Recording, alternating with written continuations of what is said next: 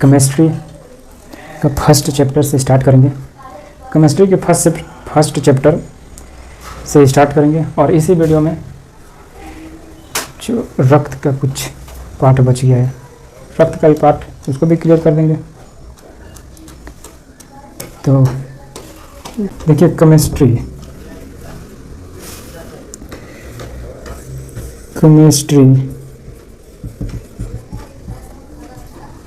रसायन विज्ञान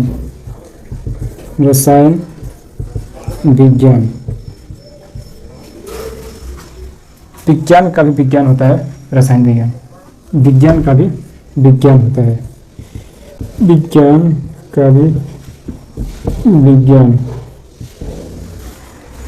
केमिस्ट्री रसायन विज्ञान का भी विज्ञान होता है, क्योंकि जितना आप जियोलॉजी में पढ़ेंगे, बॉटनी में पढ़ेंगे, उस सब का दवा से रिलेटेड जितना दवा रहता है, जो बीमारी में दवा यूज किया रहता है, वो सारे केमिस्ट्री के फार्मूले पर ही दवा को बनाया जाता है। जितना दवा होता है सब केमिस्ट्री से बनता है, दवा इसे यहीं से बनता है। तो इसीलिए इसको हम लोग विज्ञान का भी विज्ञान कहते हैं। ये विज्ञान का विज्ञान रसायन विज्ञान को कहते हैं। इसका जनक सीधा लिखना, जनक लिबोसियर को कहते हैं, लिबोसियर। रसायन विज्ञान का जनक लिबोसियर कहते हैं। और भारतीय रसायन विज्ञान के जनक, भारतीय रसायन विज्ञान का जनक है पीसी राय को कहते हैं। ये भारतीय विज्ञान का भी जनक है, रसायन विज्ञान के, भारतीय रसायन विज्ञान के जनक पीसी राय। केमिस्ट्री के जनक लिबोसियर। ये भारत के है, ये पूरे केमिस्ट्री के हैं। तो भारत के पूछेगा तो पीसी राय। नाइट्रेट का भी जनक, भारतीय नाइट्रेट का जनक पीसी राय। भारतीय नाइट्रेट का जनक पीसी राय को कहते हैं। भारतीय विज्ञान का जनक भी, भारतीय रासायनिक विज्ञान का जनक पीसी राय कहते हैं, और ये लिबोसियर कहते हैं। ऑक्सीजन का खोज किसने किया था? ऑक्सीजन की खोज प्रिस्टले ने बोला था कि जितना जो पदार्थ है ना, वो बिना ऑक्सीजन के नहीं जल सकते। जितना जो पदार्थ है वो बिना ऑक्सीजन के नहीं जलते हैं। तो ऑक्सीजन का इसको खोज करता, ऑक्सीजन का खोज करता, ऑक्सीजन की खोज करता प्रिस्टले को कहते हैं। पर एक ऐसा पदार्थ है जो कि नहीं जल सकता है, जक्रोनियम।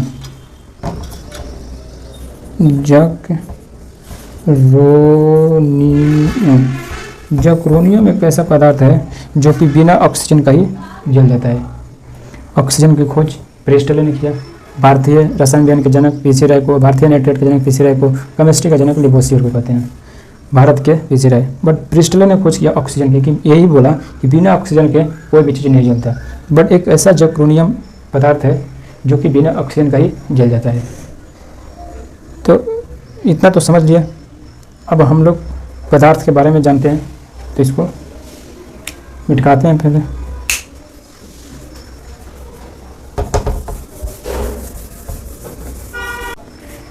पदार्थ ये केमिस्ट्री के फर्स्ट चैप्टर से स्टार्ट किए हैं। अब पढ़े होंगे तो रिवाइज भी कर सकते हैं। पदार्थ देखिए दो होता है, एक भौतिक, एक रासायनिक।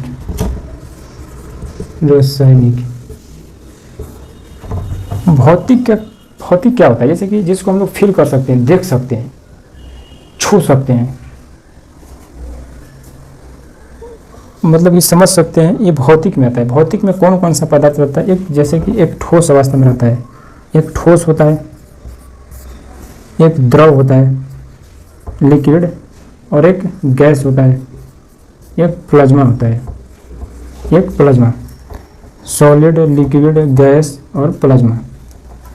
ठोस जो होता है ना, ठोस का ना आकार बदलता है ना आयतन बदलता है।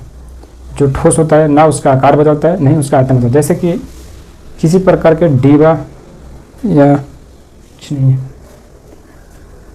ये मोबाइल है, ये ठोस अवस्था में, इसका जो आकार है और आयतन है फिक्स है, ये कहाँ जहाँ भी रखेंगे तो ये फिक्स रहेगा, ये इसका पूरा छापेगा नहीं पूरा फैलेगा, जहाँ पर रखेंगे उतना दूर में ही जगह ही रखेगा, बाकी सब खाली छोड़ देगा।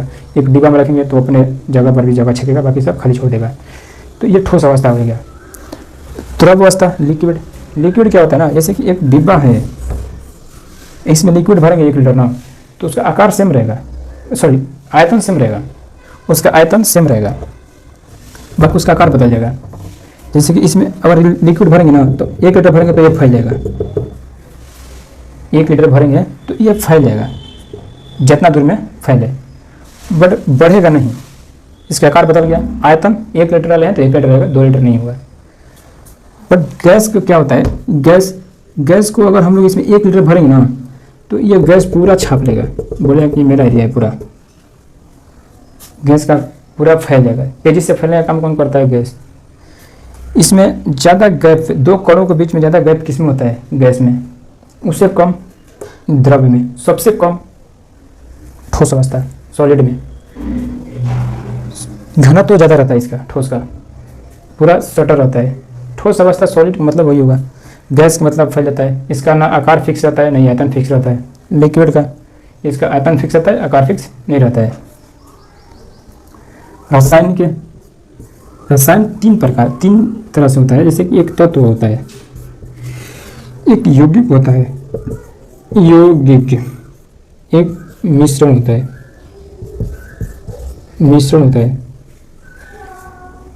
एक तत्व होता है, एक यौगिक होता है, एक मिश्रण होता है।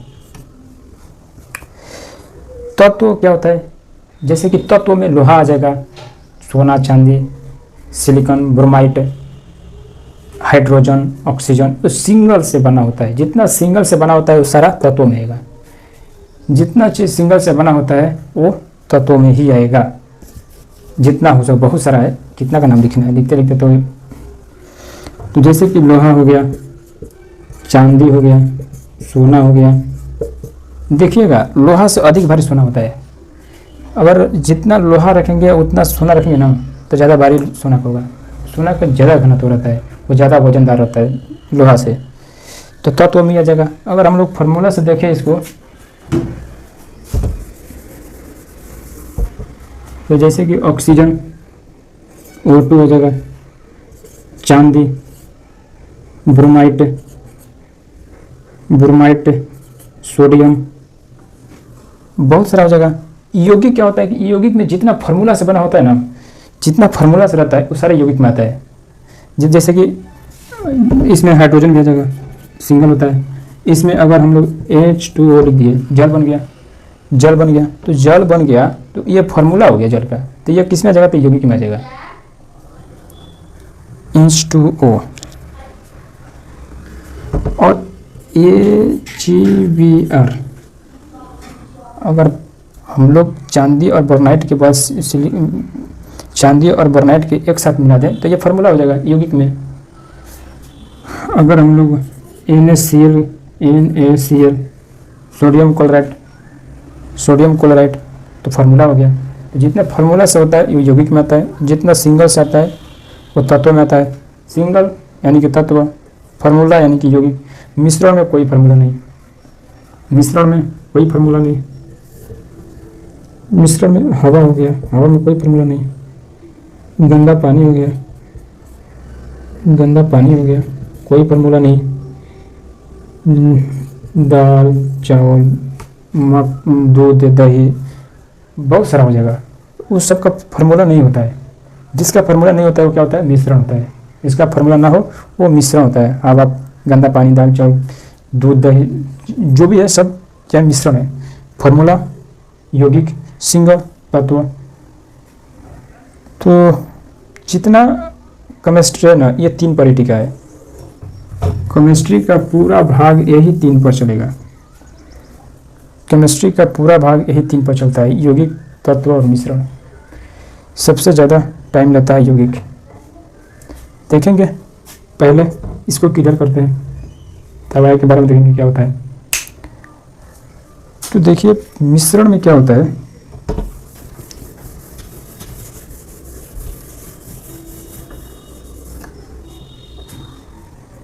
मिश्रण में बिस्मार्क है,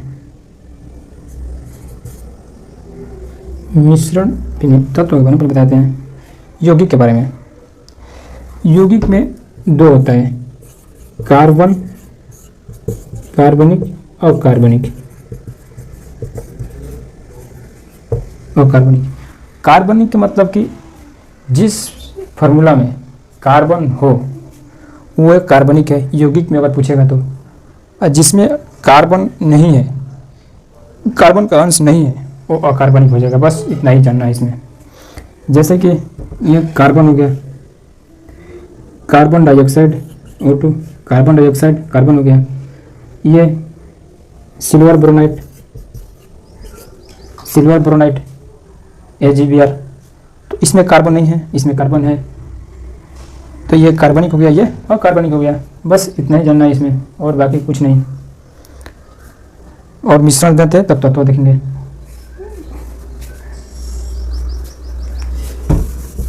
तो मिश्रण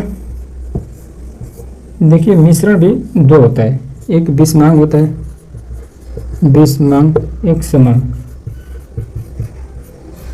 बिस्मांग के मतलब जैसे कि फ्रूट चाट, सीरियस वाला खाता है फ्रूट चाट, उसमें क्या होता है कि जो इतना भी फ्रूट से रिलेटेड आइटम रहेगा वो सारा देख सकते हैं हम लोग, जिसको देख सकते हैं। सलाद वगैरह में जो भी काटता है हम लोग खाते हैं उसको देख सकते हैं, तो वो बिस्मांग में आएगा।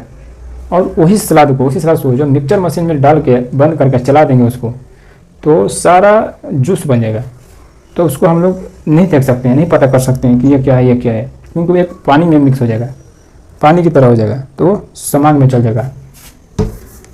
समांग, समांग। बिस्मांग के मतलब जो देख सकते हैं, काट काट के रहेगा मिक्स में, मिक्स करके कुछ काट के कोई देगा तो देख के पता नहीं कर सकते हैं इसमें क्या क्या है।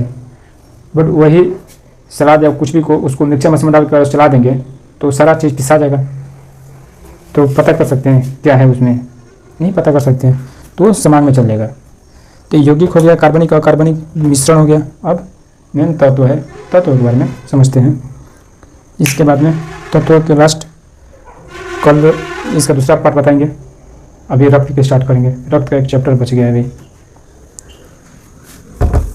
तो तत्व के बारे में देखते हैं।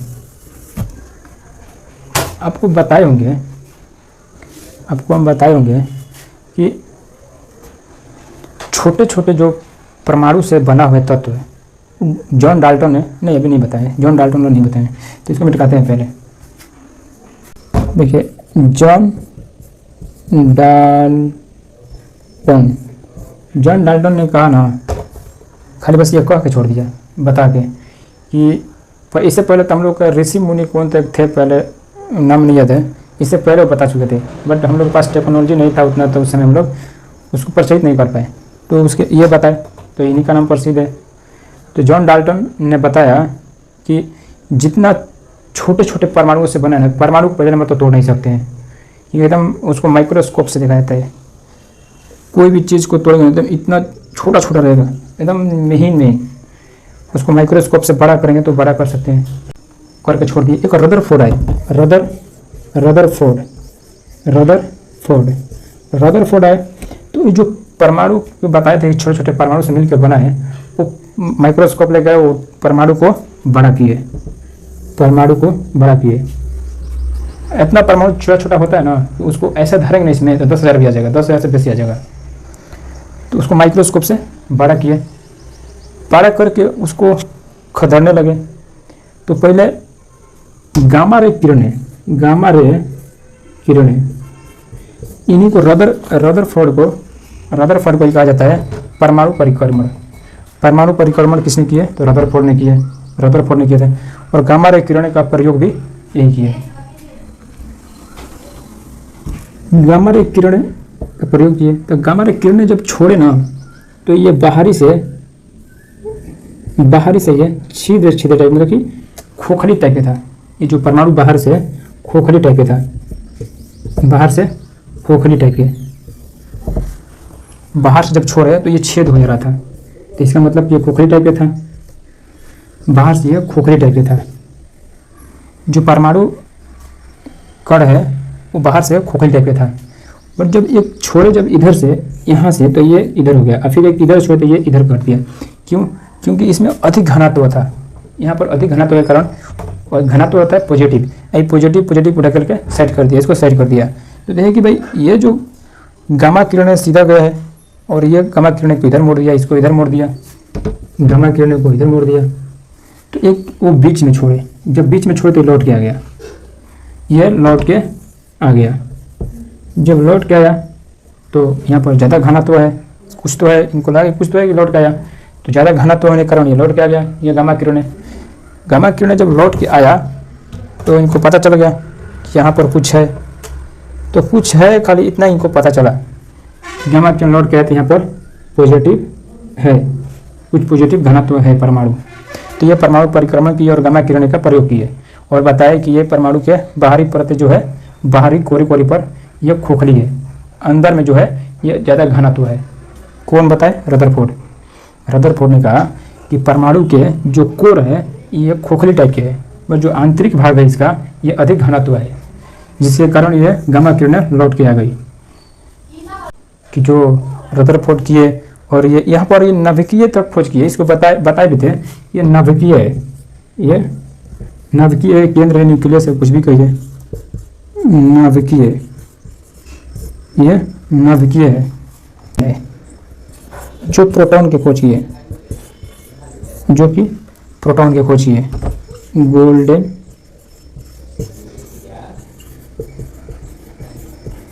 ऑस्टिन है। तो यहाँ पर नाभिकीय ऊर्जा तक पहुँचे, तो खोज किए प्रोटॉन को। जब प्रोटॉन खोज किया, प्रोटॉन पॉजिटिव, तो रदरफोर्ड में आई, गोल्डन ऑस्टिन में लफड़ा हो गया कि भाई हम नाभिकीय खोजे, आप नाम दीजिएगा या प्रोटॉन खोजें। तो ये खोज किए भले ही, बट नामकरण ये किया रदरफोर्ड, जबरदस्ती बोला कि नामकरण हम करेंगे, खोज कर दिया तो कर दिया, नामकरण हम किए। तो ऐसे भी हो सकता कि प्रोटॉन का नामकरण किसने किया? रदरफोर्ड। खोज किसने किया? गोल्डन ऑस्टिन ने इसका खोज किया, रदरफोर्ड ने इसका नामकरण किया। फिर आए एक दूसरा, न्यूट्रॉन।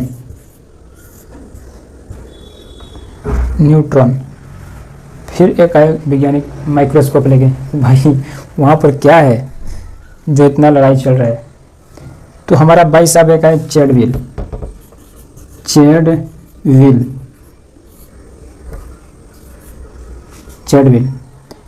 साहब है, तो ये न्यूट्रॉन का खोज कर दिए, न्यूट्रॉन का, ये प्रोटॉन का खोज किए, ये न्यूट्रॉन का खोज कर दिए। तो न्यूट्रॉन के खोज किए, ना ही ये पॉजिटिव था और ना ही ये निगेटिव था, कुछ भी नहीं था, ये निगेटिव पॉजिटिव कुछ नहीं था, बस न्यूट्रॉन एक था जो अस्थायी रूप से बैठा हुआ था इसके बगल में। तो न्यूट्रॉन का खोज किसने किया? चैडविल ने। अब एक और है कि भाई तीन को कितना खोज करा था सुनने में, तो एक और भाई साहब आए कि चलो भाई माइक्रोस्कोप लेके कि कौन सा क्या होता है, चेक करते हैं हम भी, क्या नहीं होता, हमको भी कुछ मिल जाए। तो एक आए जे थॉमसन, जे